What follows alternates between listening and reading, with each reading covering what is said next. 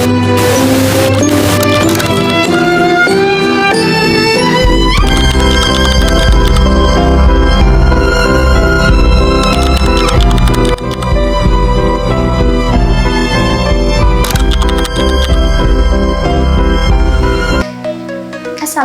warahmatullahi wabarakatuh. Saya Nuri Makiyah dengan NIM akhir 100 dari kelompok 7. Assalamualaikum warahmatullahi wabarakatuh. Perkenalkan, saya Sifa Aulia dengan akhiran NIM 080 dari kelompok 7.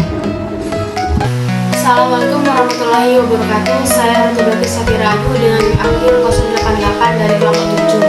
Pada bagian ini kami akan menjelaskan hasil analisis tata kelola perusahaan pada PT Caran Pengumpan Indonesia Tbk. Nah, CPIN ini merupakan salah satu perusahaan terbesar di Indonesia dalam industri pakan ternak, pembibitan ayam, dan produk makanan olahan. Analisis ini menggunakan annual report tahun 2024 dan sustainability report 2024. Dari sisi struktur tata kelola, CPIN sudah memiliki Dewan Komisaris, Direksi, Komite Audit, serta Komite Nominasi dan Remunerasi yang berfungsi aktif. Komisaris independen juga sudah memenuhi ketentuan minimum sehingga aspek independensi Dewan tergolong baik. Namun, keterwakilan perempuan dalam jajaran Dewan masih tergolong sangat rendah.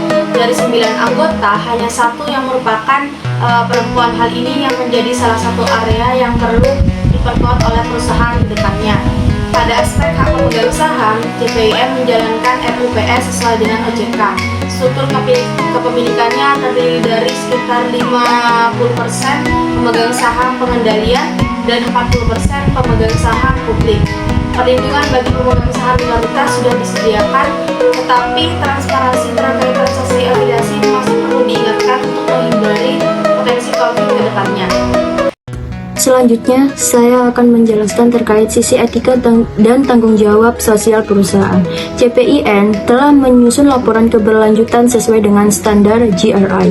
Program CSR-nya meliputi lingkungan, sosial, dan ketahanan pangan. Meski begitu, perusahaan masih perlu menyelaraskan pengukuran kinerja CSR pada seluruh unit usaha agar hasilnya lebih konsisten dan terukur. Sedangkan pada bagian kebijakan remunerasi, perusahaan sudah mengungkapkan total gaji tetap dan bonus kinerja bagi direksi dan komisaris. Namun, perusahaan belum memiliki insentif jangka panjang berbasis kinerja dan belum mengungkap CEO pay ratio sehingga aspek remunerasi masih bisa diperbaiki. Nah, untuk penjelasan selanjutnya, kita lihat dari sisi transparansi perusahaan CPIN. Perusahaan CPIN sebenarnya sudah cukup baik, laporan keuangannya sudah sesuai dengan standar SAK dan IFRS. Dan perusahaan ini juga terbuka dalam menjelaskan berbagai risiko, seperti risiko operasional dan risiko biologis yang memang khas di industri peternakan. Selain itu, CPIN juga sudah mempunyai sistem whistleblowing, walaupun penjelasan soal tindak lanjut laporannya masih bisa dibuat lebih jelas lagi. Selanjutnya, kita lihat dari hasil skor corporate governance. Secara keseluruhan, tata kelola CPIN tergolong kuat. Nilai yang paling menonjol ialah berada pada independensi dewan dan komite audit.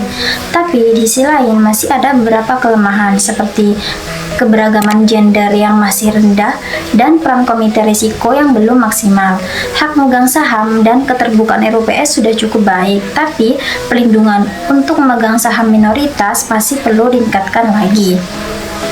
Berdasarkan hasil yang telah saya jelaskan sebelumnya, ada beberapa hal yang direkomendasikan, seperti meningkatkan keterwakilan perempuan di manajemen, memperjelas transparansi transaksi dengan pihak afiliasi, serta mengembangkan insentif jangka panjang yang dikaitkan dengan kinerja dan ESG.